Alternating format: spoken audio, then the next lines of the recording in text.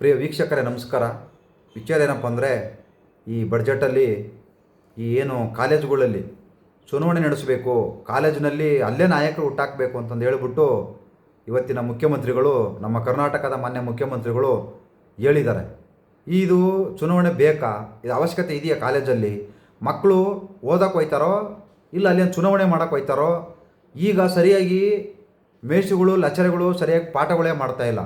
ಮಕ್ಕಳು ಆ ಪಾಠನೇ ಸರಿಯಾಗಿ ಕೇಳ್ತಾ ಇಲ್ಲ. ಇನ್ನು ಇವರು ಚುನಾವಣೆ ಮಾಡ್ಕೆ ಕೂತ್ಕೊಂಡ್ರೆ ಅಲ್ಲಿ ದಂಧೆಗಳು ನಡೀತೇ ಹೊರತು ಯಾರೂ ಕೂಡ ಒಳ್ಳೆ ನಾಯಕರಂತೂ ಖಂಡಿತ ಆಗೋದಿಲ್ಲ. ಅಲ್ಲಿ ಒಂಥರ ಕೊಂಪೆ ಆಗುತ್ತೆ, ಒಂಥರ ರೌಡಿಜಮ್ ಆಗುತ್ತೆ. ಈಗ ಸಣ್ಣ ಸಣ್ಣ ಹಾಸ್ಟ್ಲುಗಳೆಲ್ಲ ಕಿತ್ತಾಡ್ತವೆ, ರೌಡಿಜಮ್ ಮಾಡ್ತಾ ಇದ್ದಾವೆ.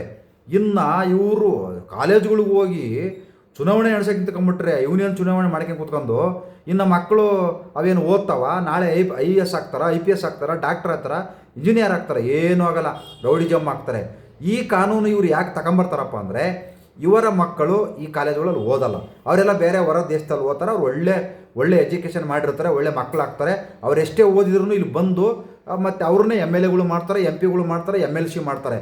ಅದರಿಂದ ಅವ್ರ ಮಕ್ಕಳಿಗೆ ಜವಾಬ್ದಾರಿ ಇರುತ್ತೆ. ಆದರೆ ಇಲ್ಲಿ ಕಂಡರ ಮಕ್ಕಳು ಓದ್ತಾ ಇರೋದು, ಬೇರೆಯವ್ರ ಮಕ್ಕಳು ಓದ್ತಾ ಇದ್ದಾರೆ, ಅವ್ರು ಉದ್ದನರ ಆಗಲಿ, ಅವ್ರು ಹಾಳಾಗರ ಎಕ್ಕುಟ್ಟರ ಹೋಗಲಿ, ನಮಗೆ ಹಾಕಬೇಕು. ನಮಗೇನಪ್ಪ ಅಂದರೆ ಅವ್ರ ಕಡೆಯಿಂದ ನಮಗೆ ಅನುಕೂಲ ಆಗಬೇಕು. ಅಲ್ಲೊಂದು ಟೀಮ್ ಆಗಬೇಕು, ಅಲ್ಲೊಬ್ಬ ಲೀಡ್ರ್ ಹುಟ್ಟಬೇಕು. ಆ ಲೀಡ್ರು ಆ ಒಂದು ಇವ್ರ ಪಕ್ಷಕ್ಕೆ ಅನುಕೂಲ ಆಗುತ್ತೆ ಹೊರತು ಯಾವುದೇ ಕಾರಣಕ್ಕೂ ಅವ್ರ ಮಕ್ಕಳಿಗಾಗಿರ್ಬೋದು ಮತ್ತು ಏನು ಅನುಕೂಲ ಇಲ್ಲ. ಅದರಲ್ಲಿ ಅನಾನುಕೂಲನೇ ಜಾಸ್ತಿ.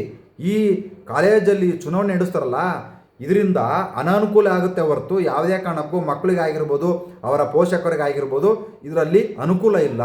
ಯಾಕಪ್ಪ ಅಂದರೆ ಎಲ್ಲರೂ ಕಷ್ಟ ಬಿದ್ದು ಲಕ್ಷಾಂತರ ರೂಪಾಯಿ ಫೀಸ್ ಕಟ್ಟಿ ಮಕ್ಕಳನ್ನ ಒಂದು ಒಳ್ಳೆ ವಿದ್ಯಾಭ್ಯಾಸ ಮಾಡೋಕ್ಕೆ ಕಳಿಸಿರ್ತಾರೆ ಹೊರತು ಅಲ್ಲಿ ಆ ಪಕ್ಷಕ್ಕೆ ಲೀಡ್ರಾಗು, ಈ ಪಕ್ಷಕ್ಕೆ ಲೀಡ್ರಾಗು, ಇಲ್ಲ ನನ್ನ ಮಗ ಹಾಳಾಗೋಗ್ಲಿ, ಎಕ್ಕುಟ್ಟು ಹೋಗ್ಲಿ ಅಂತಂದು ಹೇಳಿ ಯಾವ ತಂದೆ ತಾಯಿನೂ ಕಳಿಸಿರಲ್ಲ. ಇವತ್ತು ಸರ್ಕಾರಿ ಕಾಲೇಜುಗಳನ್ನು, ಶಾಲೆಗಳನ್ನು ಮುಚ್ಚಿ ಇವತ್ತು ಇವರು ರಾಜಕೀಯ ನಾಯಕರ ಕಾಲೇಜುಗಳು, ಶಾಲೆಗಳೆಲ್ಲ ಓಪನ್ ಆಗಿ ನಾವೆಲ್ಲ ಕಷ್ಟ ಬಿದ್ದು ದುಡಿದು ಸಾಲ ಮಾಡಿ ನಮ್ಮ ಮಕ್ಕಳನ್ನ ಅವ್ರ ಶಾಲೆಗೆ ಕಟ್ಟಿ ಸರ್ಕಾರ ಶಾಲೆಗೆ ಸೇರಿಸ್ತಾನೆ ಇವತ್ತು ಈ ರೀತಿ ಅವ್ರನ್ನ ಉದ್ಧಾರ ಮಾಡ್ತಾಯಿದೆ ಹೊರತು ನಾವು ಉದ್ಧಾರ ಆಗ್ತಾ ಇಲ್ಲ. ಯಾಕಪ್ಪ ಅಂದರೆ ನಮ್ಮ ಜನಗಳು ಮನಸ್ಥಿತಿ ಹೆಂಗಿದೆಯಪ್ಪ ಅಂದರೆ, ಪಕ್ಕದ ಮನೆಯವರು 50,000 ಕಟ್ಟಿ ಸೇರಿಸಿದ್ರೆ ಅವರು 50,000 ಕಟ್ಟಿ ಸೇರಿಸಿದ್ದಾರೆ, ನಾವು ಅವ್ರಿಗಿನ್ನ ಒಂದು 10,000 ಜಾಸ್ತಿ ಸೇರಿಸೋಣ ರೀ ಅಂತಂದೇಳಿ ಈ ರೀತಿ ಇಂಥ ಸ್ಥಿತಿ ಯಾರಿಗೆ? ಮನೆ ಹೆಣ್ಮಕ್ಳು. ಈಗ ನನ್ನ 80% ಆ ಮನೆ ಹೆಣ್ಮಕ್ಳಿಗೆ ಜಾಸ್ತಿ ಇಂಥದ್ದು. ಯಾಕಂದರೆ ಬರೇ ಅವ್ರು ನೋಡಿ ಇವ್ರು ಮಾಡೋದು, ಇವ್ರು ನೋಡಿ ಅವ್ರು ಮಾಡೋದು, ಇಂಥ ಮನಸ್ಥಿತಿ ಇದೆಯಲ್ಲ, ಅದು ಹೆಣ್ಮಕ್ಳಿಗೆ ಇರೋದು ಜಾಸ್ತಿ. ಗಂಡ್ಮಕ್ಳಿಗೆಲ್ಲ ಪಾಪ ಆ ಗಂಡ್ಮಕ್ಳು ಕೆಲಸಕ್ಕೆ ಹೋಗ್ತಾರೆ, ಅವರು ಚೆನ್ನಾಗಿ ಇನ್ನೇನು ಮಾಡೋದು, ಹೆಣ್ಮಕ್ಳು ಹೇಳ್ದಂಗೆ ಕುಣಿಬೇಕಲ್ಲ. ಅದರಿಂದ ಇವತ್ತು ಅತಿ ಹೆಚ್ಚು ಮಕ್ಕಳನ್ನ ಖಾಸಗಿ ಶಾಲೆಗೆ ಸೇರಿಸೋದು ಹೆಣ್ಮಕ್ಳೇ ಹೊರತು ಗಂಡು ಮಕ್ಳು ಕಡಿಮೆ.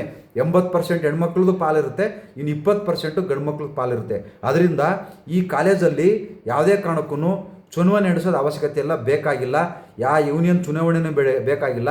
ಯಾಕಂದರೆ ಓದಿ ಅವರು ಸ್ವಂತ ಕೆಪಾಸಿಟಿಯಿಂದ ಹೊರಗಡೆ ಬಂದು ನಾಯಕರಾಗಲಿ ಏನಾರ ಕೆಲಸಕಾರ ಸೇರ್ಕೊಳ್ಳಿ. ಅದು ಬಿಟ್ಟು ಕಾಲೇಜಿಂದನೇ ನೀವು ದೊಂಬರಾಟ ಮಾಡೋಕ್ಕೆ ಕೂತ್ಕೊಂಡ್ರೆ, ಈ ಚುನಾವಣೆ ಇತ್ತಂತೆ ಮುಂಚೆ, ಅದು ನಮಗೆ ಗೊತ್ತಿರಲಿಲ್ಲ. ಈಗ ಅದು ಕ್ಯಾನ್ಸಲ್ ಆಗಿ ಅದನ್ನು ಬಂದ್ ಮಾಡಿ 30 ವರ್ಷ ಆಗಿದೆಯಂತೆ. ಈಗ ಮತ್ತೆ ಯಾಕೆ ತಗೊಂಬರ್ತಾರೆ ಅಂದರೆ, ಮಕ್ಕಳು ನೆಮ್ಮದಿಯಾಗಿರೋದು ಈ ರಾಜಕೀಯ ನಾಯಕರುಗಳಿಗೆ ಇಷ್ಟ ಇಲ್ಲ. ಮಕ್ಕಳು ಈ ಥರ ಗುಂಪು ಕಟ್ಟಬೇಕು, ರೌಡಿಜಮ್ ಮಾಡಬೇಕು, ಅವ್ರ ಮಕ್ಕಳು ಜಾಸ್ತಿ ಓದಬಾರ್ದು.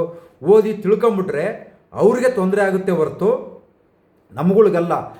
ಇದರಿಂದನೇ ಕಾರಣ. ಇದನ್ನೇ ಯೋಚನೆ ಮಾಡಿ, ಇದನ್ನೇ ಒಂದು ಮನಸ್ಥಿತಿಲಿ ಇಟ್ಕೊಂಡು ಇವತ್ತು ಈ ನಮ್ಮ ಕರ್ನಾಟಕದ ರಾಜಕೀಯ ನಾಯಕರುಗಳು ಈ ಮಕ್ಕಳನ್ನು ಹೆಂಗಾರ ಮಾಡಿ ಗುಂಪು ಕಟ್ಟಿ ಅವ್ರನ್ನ ಒಂದು ಎಲೆಕ್ಷನ್ ಅಂತ ತಲೆಗೆ ತುಂಬಿ ನಾಯಕರನ್ನು ಮಾಡ್ತೀವಿ ಅಂತ ಹೇಳಿ ಒಂದು ತಲೆ ಉಳಬಿಟ್ಟು ಅವ್ರನ್ನ ದೊಂಬರಾಟ ಮಾಡೋಕ್ಕೆ ಬಿಟ್ಟು ಅವರೆಲ್ಲ ಗುಂಪು ಕಟ್ಟಿ ಬಡ್ದಾಡಿ ನಾಳೆ ಅವರು ಜೈಲು ಪಾಲಾಗ್ತಿರೋ ಹೊರತು ಯಾವುದೇ ಕಾರಣಕ್ಕೂ ಯಾವುದೇ ಪಕ್ಷದಲ್ಲಿ ಅವ್ರಿಗೆ MLAನೂ ಮಾಡಲ್ಲ, MLCನೂ ಮಾಡಲ್ಲ, ಏನೂ ಮಾಡಲ್ಲ.